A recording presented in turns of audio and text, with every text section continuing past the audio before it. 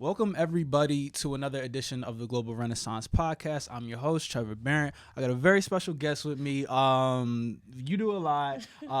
Influencer, the first Black female president of Tufts University. Amma, how you doing today? I'm good, and you? I'm doing absolutely fantastic. So there's a lot I want to get into. I really want you to just be able to share with people kind of what it is that you do and how you've gotten to this place you're at right now. So first, can you give us some background on yourself, right? I mean, obviously, like I said, we know you're the president of what student body, is that what y'all call it? But how, tell us about yourself. Where do I start? Like from the beginning? Start wherever you want to. I guess I would say I'll start from when I was in Ghana. So I grew up in Ghana. I moved from Ghana to the U.S. in 2016, and I went to junior year of high school in the U.S. But I would say I was interested in government since when? Like maybe like fourth grade. Mm-hmm. I guess I have like a thing for leadership, I would say. Okay. But when I came here for high school, I didn't really do anything leadership related. I was just in clubs. Mm-hmm. And when I came to Tufts, I said, okay, I've always been in a position of leadership, so I'm not going to do that for once. So my freshman year, I was just chilling, just living my best life, no government, no leadership roles. And then I realized that a part of myself was missing. Mm-hmm. I didn't feel like myself. And so then I was like, okay, I think I need to do this for myself. So then I joined the Tufts student government my sophomore year as a class senator. And I liked it. It was pretty interesting, but I wasn't really doing what I wanted to do. Mm-hmm. So my junior year, I run for an Africana seat, which is basically like representing all the black students on campus. And I liked that more because I was interacting with like all the black orgs. I was helping the black community, and it was interesting. I was doing what I wanted to do. And then so my boss, who is like the director of the Africana Center, said like, Ammas, are you gonna run for president? I was like, absolutely not. That is the one job I would never do. And so then a couple of months leading up to elections, like I kept making fun of whoever was gonna be president. I said, it's not gonna be me, but whoever it is, I wish them all the best. And then 1 week before people were supposed to decide whether or not they're gonna run, a bunch of people started talking to me and said, why don't you want to run? You'll be so good at it. And I said, nah, it's not meant for me. Like, I can't do it. It's just too much work. I'm not interested. All this stuff. Then the day we're supposed to decide, I just woke up. I was like, bet. I'm just gonna run. So then I run, and then I won. And I would say it's one of the best things that's ever happened to me. So basically, you became president of Tufts student government by accident, kind of, sort of. Honestly, yeah, because that was the one job I said I would never run for. Like, I was like, I just want to be a senator. Like, I still do stuff that are important. Like, I'm still working with groups. I'm still doing what I wanted to do. But people convinced me a lot. It was a lot of convincing. A lot. Even when I ran, I said, I'm not going to win. Who's going to vote for me? Because, like, Tufts is, like, very white. But then I won. And then while I was running, that's when I found out that I was going to be the first black woman ever. And that kind of pushed me even more because I was like, damn, like, Tufts has been here for so many years. And we haven't had, like, a black woman be, like, president. I want to be that one. Like, I want to be the one to start it. And I think that pushed other black people to run for senator seats. I would say my presidency has been one of the very few times when, like, it's been very diverse. Like, first, my freshman year, it's, like, only, like, 3 black people. But now we have, like, more than 10, which is, like, a huge difference from when I started. So I think me winning kind of pushed people, like, out of their shells into, like, oh, if she can do it, like, I can do it too. What does she want to do? Like, kind of want to know what I'm doing. Yeah. Yeah. Okay. Well, I definitely want to talk more about you as president, but first I want to Hmm. take it back. So you said you were born and raised in Ghana. You came here when you were 16? Yeah. So, what was the transition like coming from a completely different country, continent, to coming here to the U.S.? What was that transition like for you? I would say the transition was really hard. The first thing is obviously the weather because it's like 90 degrees always in Mm-hmm. Ghana. I was kind of excited. I was like, oh my gosh, I haven't seen snow before. I'm going to see snow. And then it snowed once. I was like, damn, I don't like it. Yeah. It's kind of cold. The second thing was definitely the educational system. It was very different. Like very, very different. And I remember they kind of put me in normal classes, even though I wanted to be like an AP and honors classes, Mm-hmm. because they didn't think I was smart enough. Mm-hmm. And my mom had to fight, like they literally like had to fight to get me into AP classes. And so how that even happened was they put me in they put me in honors calc, and I was in the class, and you know how like you take an exam in the beginning of the class, Yeah. and I aced it, and so the teacher was like, "You just aced the exam. That was gonna teach the things in this class, and if you already know this, that's unfair to other students." And so then he like was backing me and saying like, "Yeah, like she is smart. Like she already knows the stuff in this class.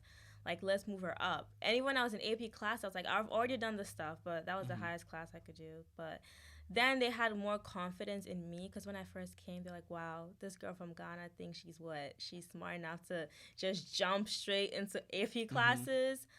Even English, they said, "Oh, do you need to translate?" I'm like, "You can understand me, right? Like, why would you think Yeah. I need someone to translate for Mm-hmm. me?"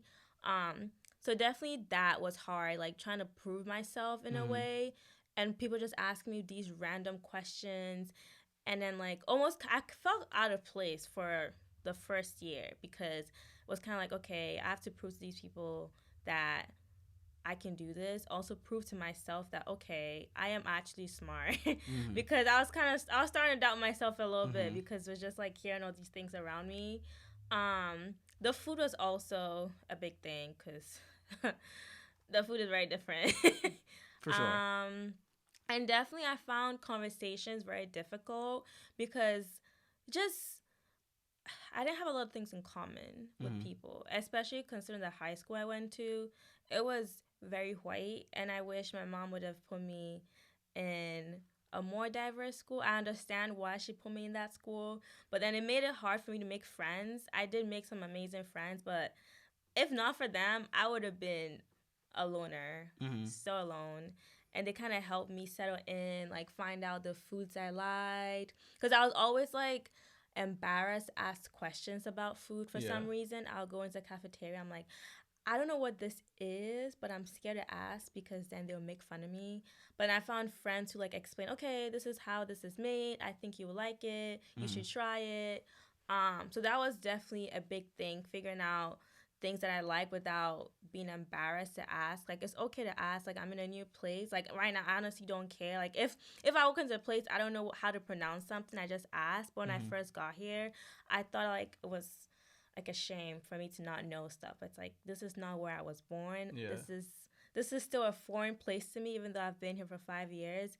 And there's nothing embarrassing about asking questions about things you don't know. For sure, because how are Yeah. you gonna know if you don't ask? Yeah. That your experience coming in, you kind of came to a town in what, Western Mass? Yeah. So, not the most diverse place in the world. I assume Ghana is like all black. Yeah. So, to you, what? And I was having this conversation last episode with my co-host, just kind of about coming from a place. He's from Mattapan, which is in Boston, which is a predominantly black section of the city, and then we both went to private school together, which was over 80% white, right? So the kind of cultural shock between coming from a place where most people look like you versus going to a place where most people don't. We were talking about that with him. What was that like for you to go from an entire country where everybody is black to this? It was so rough. Let's start with my hair, bro. Like the questions I would get about my hair, because I kept changing my hair a lot. It's Mm-hmm. like, oh, like wow, your hair is so long. I'm like, it's not my hair, It's but extension, okay. yeah. Then like one of my braids will fall on the floor. I'm like, damn. Mm-hmm. Like, they're like, oh, like, is this like your ribbon? I'm like, a whole braid just fell out of my head. Yeah. Definitely that, and just I was just it was hard to vibe with people because Mm-hmm. they don't get it. Like, Yeah. they try to get it, but then you really don't, Mm-hmm. and it's like, damn, you can't even relate to me. You know, you can try, but like it's just yeah. I got you. And so then transitioning from high school to college, what was that experience like at Tufts? You had been in the States for 2 years. I assume you probably had gotten a little bit more accustomed to what things were like here. What was that transition like for you socially, personally, when you got to Tufts? I'm actually happy that I went to high school before I went to Tufts, because if not, it would have been a culture shock. Mm-hmm. Like, it was still a shock going to Tufts because now I'm like living there, Mm-hmm. as compared to high school. It's like, okay, I go to this place where it's a bunch of white people for a couple hours and I go home, and Mm-hmm. it's like Ghana all over again. But now I'm like on a campus 24/7 for multiple days with just people who don't understand me, people who don't know where I'm from, people who try to relate but can't relate, and can sometimes come off as, what is it? Just like microaggressions, Mm-hmm. and like some sort of like rhetoric, which is not right. I would say it was definitely, I don't know if, kind of similar. Definitely not better. Kind of similar to my high school, and that you still have to prove yourself to professors. You still have to prove yourself to other students. Like, even like in my classes, especially engineering classes, there's not a lot of black people. Most of the time, I'm like one of like two other black kids. Like, I'm Mm-hmm. actually I think I'm the only black woman in most of my classes in engineering. So that's always hard, because then when group works comes around, it's like, oh damn, like nobody wants to work with you because they think you're dumb.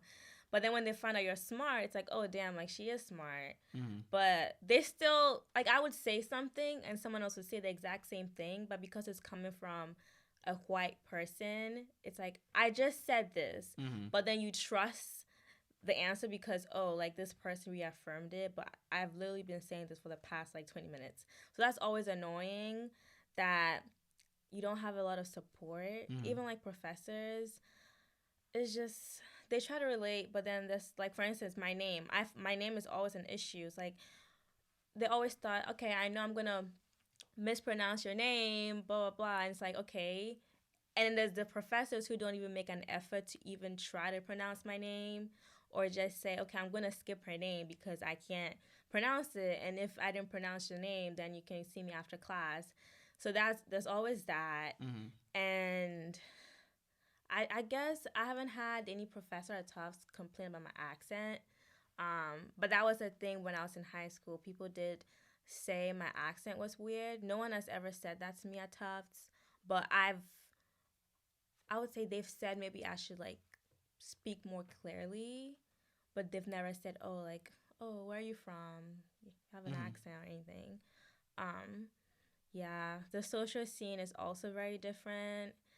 Just, just not great. Yeah. So how did you go about finding your people when it came to your group of friends, your social circle at Tufts? Did you look in a specific, maybe you were going to certain clubs? Were you like, how did you go about finding your tribe at school?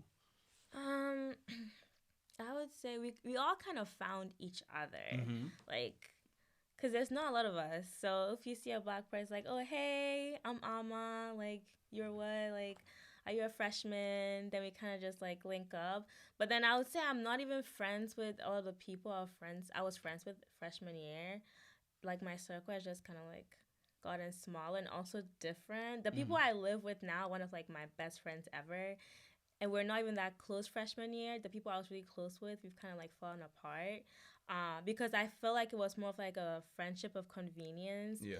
and that, okay, we're the only black people who kind of know each other right now. Like, we're living close to each other. Let's be friends. But then as I started going to like different org events, like BSU events, Black Student Union events, African Student Organization events, any like Black org events, I met more people that I had more things in common with, that I felt more comfortable around, and those Mm-hmm. people became like my friends' friends. Yeah. Yeah. I feel that. I think I think that's a common theme that I've noticed both with my time in school, but among a lot of people. The friends you make initially may not be your friends long term because everybody's trying to adjust, everybody's trying to find their circle. So you might click with some people initially, and then it's like you have a surface level connection. Whereas as you start to grow, develop, and figure out things about yourself, it's easier to connect with other people on a different level. And so, talk to me a little bit about some of the things that you were interested in initially when you got to school and how that's developed. First of all, what's your major? So that's a good question. So I've always wanted to be a doctor. So I always thought, okay, I'm gonna go major in biology, pre-med track, go to medical school, become a neurosurgeon, and then I ended up majoring in biomedical engineering, which is that was never on. It was not on my mind at all. But I realized I had a passion for math, physics, and that was lacking in a biology major. And my mom always said like I had like an engineering like mindset, and so I was like, okay, what is like medical related and like includes math, physics, coding, all that stuff. So then I decided to major in biomedical engineering. Um, but then while I was majoring in biomedical engineering, I realized I liked the more mechanical aspects. I was not really a big fan of like the research part, like the tissue engineering. That was not for me. I like building stuff. I like designing. I like statics, dynamics, physics, and that was not the focus of biomedical engineering. And so I decided to apply for a master's degree in mechanical engineering. So next year I will be in a master's program for mechanical engineering because that's more of the focus I wanted. I'm still planning on going to medical school because that's always been on my mind. I want to be a neurosurgeon. I like brains. I like helping people. I like the hospital setting. Like that's what I've always wanted to do.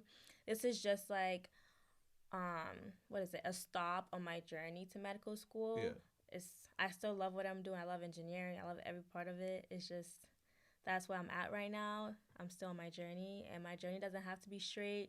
That's one thing I learned. I always thought, okay, I have to be boom, like college, medical school, then residency. But then I realized I can do so many other things on my way to medical school. And so I'm just enjoying where I'm at right now. And when the time comes for me to go to medical school, I will go. But for right now, this is where I am. That's dope. And I think that's important. I think a lot of people get stuck in a rigid mindset where they think everything has to happen in this order, in this manner. And when things don't, inevitably, because that's life, you can't predict life. When things don't happen the way they planned it, then they're not able to adjust. But I think that's beautiful that you've been able to adjust and you're just taking life as it comes. Outside of academics, what other things have you been able to learn about yourself being in school now for 4 years? So outside of school, I'm a part of Roti and Rum is the only Caribbean dance group at Tufts. I love dancing. I love music, and I would say that team is like my second family, and I love it. It's like an escape from campus. Like after classes and I go to practice, it's just like vibe, just having fun, performances. Like pre-COVID, we used to go to different schools to perform. I was forming connections with other students on different campuses, so I love that. And then also obviously content creation, which is also one of my passions. Um, I I just grew up loving my natural hair because that's just how my mom brought me up.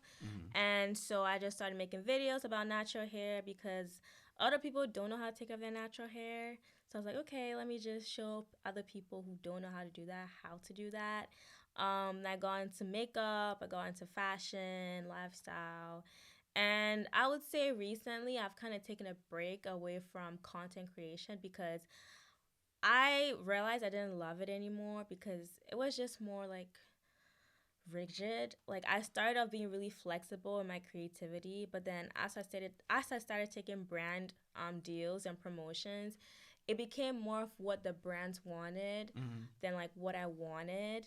So I was just stuck in like, okay, the brand wants me to do A, B, C, D.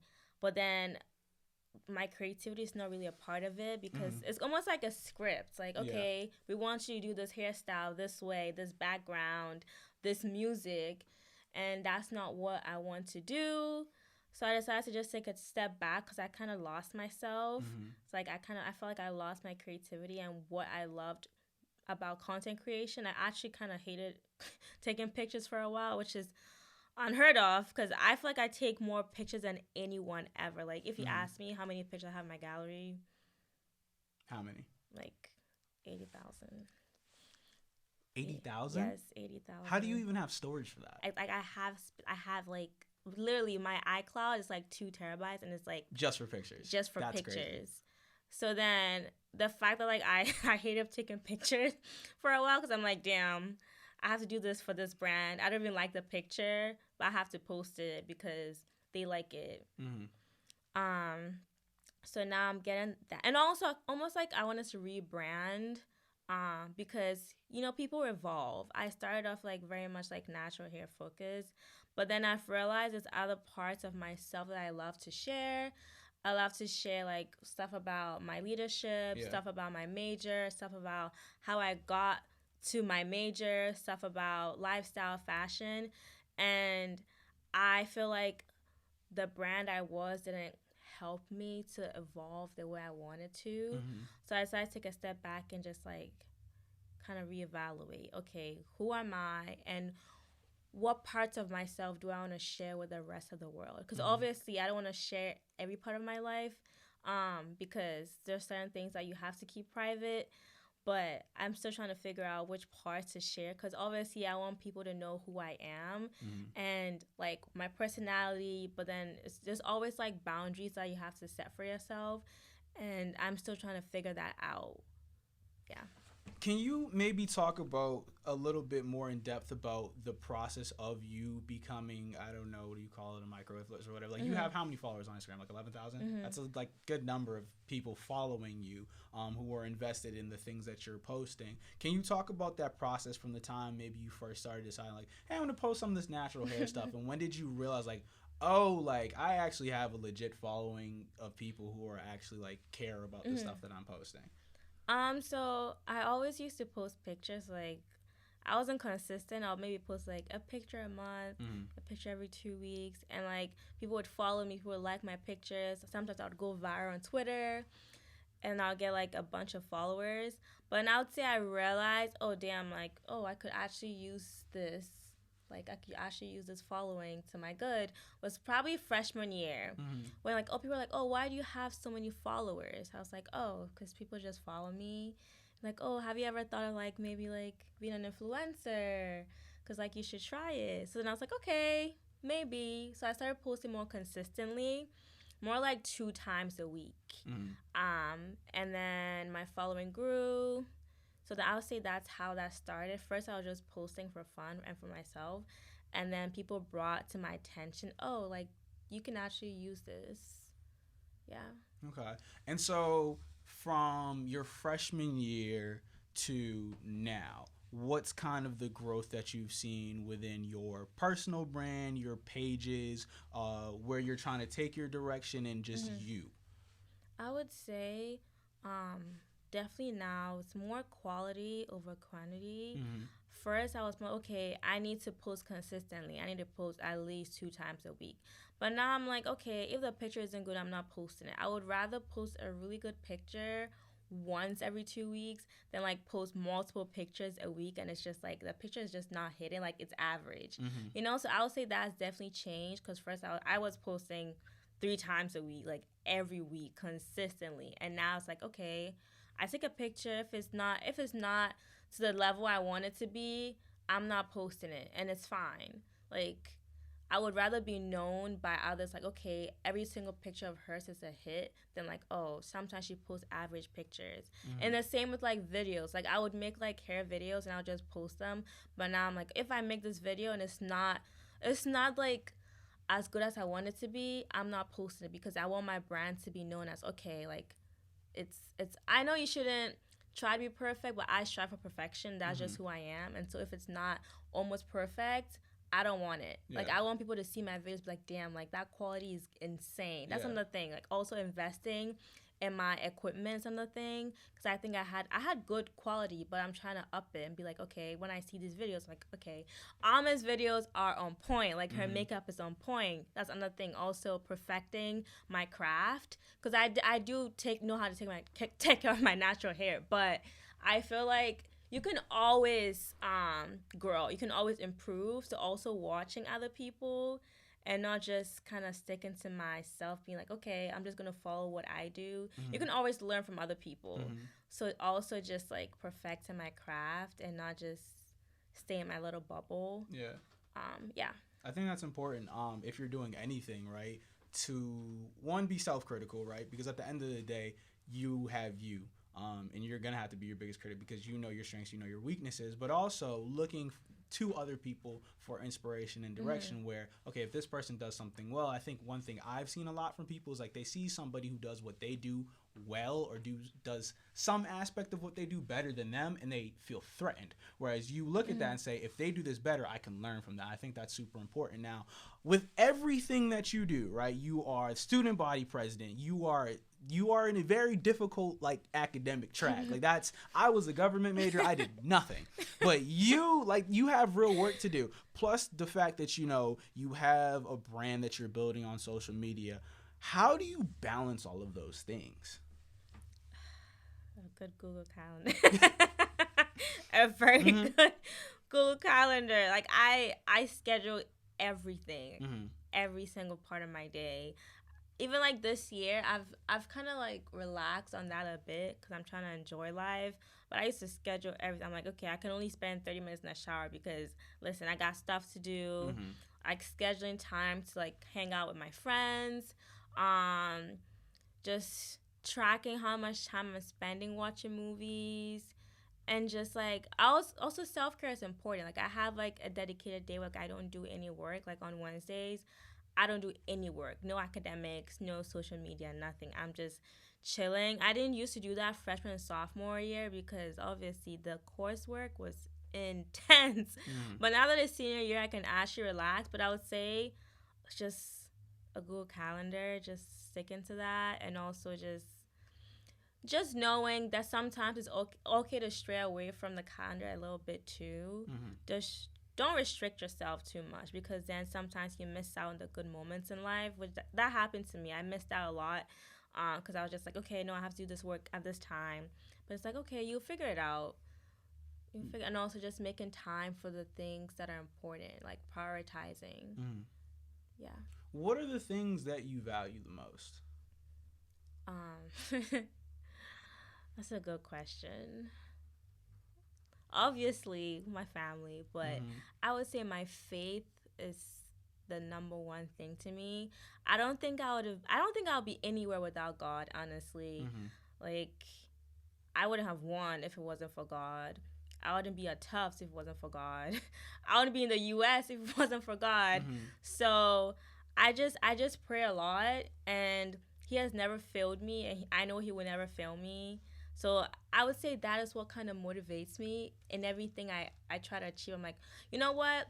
I'm gonna put my effort into this, and I'm gonna pray, and I know it's gonna come to fruition because I got God, and once I have Him, like there's nothing for me to worry about. I have no worries in life because I cuss all my worries and burdens to Him, and He's like, I got you. So I would say my faith is definitely the number one thing to me. So you seem very strong in your faith. You're strong in your convictions. Has there ever been a time in which you really felt like your faith was being tested where you weren't as confident that you were going to get through whatever situation was in front of you? Yeah, multiple times. Like for instance, this week on Tuesday I had a car accident. In that moment I was like, why me? Like I prayed before I got into this car, but then I realized I could have died and I left unharmed. So I kind of like saw the positive and the negative situation. But in that moment, I was like, damn, like of all people to get in a car accident, like me. But it's like, damn, like God really protected me because that car that hit me, bro, an 18-wheeler. Oh, wow. Yes, and I left unharmed. Everyone behind, like literally the cars behind me thought like he was going to crush me. And I just left the scene like damn, like that was traumatizing because he hit me and his brakes weren't working, so he just kept crushing my car Oh with wow. me in it, the driver's side. It's like damn. It's like in that moment, I was like, God, like why me? And I just got the car too on Uh-huh. Monday. I had literally just got on Monday, and then the One truck hit day. me That's on crazy. Tuesday. I was like, wow, I just got this car, but it's Hmm. like I didn't die. Yeah. I left with no injuries, so Yeah. that's kind of crazy. And like last semester, I was failing a class. I just kind of prayed about it, and I passed a class with a B, surprisingly. But that was God. So just in those situations where it's like, okay, I feel like He's failing me, but then it's kind of like it's not. It's like sometimes your faith has to be tested for you to grow. Hmm. Um, so yeah. I think that's important because there's a quote, and I love this quote. It says, "Smooth seas never made a skilled sailor." Right? If you never get put in uncomfortable positions, you're not going to develop as a person. And so I think it's super important. I think for whatever situation you go through, the way I look at things, I don't really look at any situation as positive or negative. I apply that, Mm-hmm. right? So something happens, it just is what it is. I get to decide whether it's going to be a positive for me or Mm-hmm. whether it's going to be a negative. I had a similar situation like 2 years ago. I got into a car accident and the car was totaled. I was tight. I was so mad. But then I was like, this was like a pretty bad accident. Yeah. Like I could have died, and I have not a scratch. Exactly. So it was just that mindset that I took away from it. It was like, you know what? If you approach things the right way, you won't be so bothered by these situations. At the end of the day, life goes on, and you'll figure out a way Mm-hmm. to move forward. So I think that mindset is super important. What are the other like influences you have, right? So you have your faith, but what are other influences, whether it be people, books, right? What influences have gone into making you you? My mom, my grandfather, like Mm-hmm. number one influencer in my life because I grew up with my grandparents, and he kind of put it in my head like you're beautiful, like black is beautiful, like don't ever let anyone cheat you, don't let anyone think you're unworthy, just kind of like pushing me. He's like there's nothing you can't do, don't let anyone tell you anything is impossible because everything is possible, you just Mm-hmm. have to try. So just kind of being brought up that way, even when people think things are impossible, I look at them like damn, I'm gonna try it anyways, like I don't care what you say. If I fail, at least I tried. But I would rather try than like think, okay, damn, maybe I should have, you know? So Yeah. just him for a fact, my mom. My mom is one of the most hardworking people I know ever, and she always pushes me. I admire her faith so much. Like, I want my faith to be as strong as her faith is. So definitely them. I don't try to put my faith in like anyone else because I don't want to be disappointed. Mm-hmm. Because, like, sometimes you listen like a bunch of people, these like motivators, inspirational people, and then things happen. It's like, damn, like that's kind of disappointing. So I kind of put my faith in the people around me, the people I know, because it's like you see all these people like on the internet. It's like, okay, damn, like I admire this person, an icon, but then you don't really know who they are. Like you just Mm-hmm. know what they show you. Yeah. So I would hate to put my faith in someone and then be disappointed. And it's like, damn, like okay, maybe like I can't have it all. Mm-hmm. So I rather have like my faith in other people. Mm, that's Yeah. important. Now, you're also a person of pretty significant influence in your spaces, right? Again, you are an influencer on social media, right? You are your student body president. So you have these pretty significant spheres of influence. So how do you conduct yourself as a leader knowing the influence you have on other people? That's a definitely that's a good question because it's always hard because then I don't want to disappoint people. Mm-hmm. It's like damn, because sometimes I want to do something, but it's like okay, if I fail, everybody around me is watching. But then I just kind of stick to like okay, I'm just gonna be myself. If they hate me, okay, but then I'm being myself rather Mm-hmm. than like forcing myself to be something that is not me. And I feel like also my decision, I have to have conviction in my decisions because people are watching. I have to speak with confidence. I have to know what I'm talking about, first of all, because I've learned throughout my precedents that people actually listen to what I'm saying. So sometimes they play back what I said, like, oh, damn, like, Amma said this, I don't know, last September. So it's like I have to know what I'm saying. And, like, there's always like a daily reporter, like the daily's like the Tufts University like newspaper for students, and they write everything I'm saying. Like there's minutes, there's like recordings, so everything I say is like documented. So I can't just open my mouth and say certain things. I have to think about what I'm saying before I say them. So I really take my time before I make any decisions. I don't rush into things.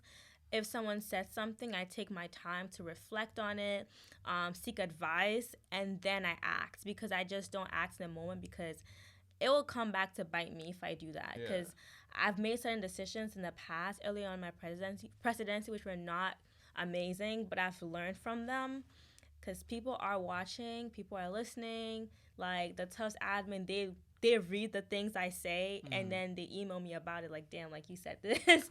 So it's like I have to have like the data, the statistics. Like I have to know what I'm saying, and then just not do it, because it does influence the people around me, and just also like creating a good environment for them. You know, it's like I wanna inspire people to do stuff and not like bring them down. Yeah. And so then also feeling good about myself will help other people feel good about themselves. That makes sense. Kind of like pushing them to do things, and not just being like, okay, damn, you can't do this. But I'm like, yeah, you can do it. If I did it, you can do it. So that definitely is a fear of mine, that I'm going to disappoint people.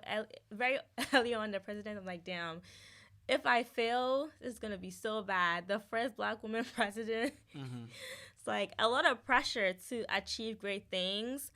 I still feel like I haven't done much. People say I've done a lot of things. I feel like I haven't. But I'm just trying my best. And I know at the end, I'm like, I really did try my absolute best to make the school a better place.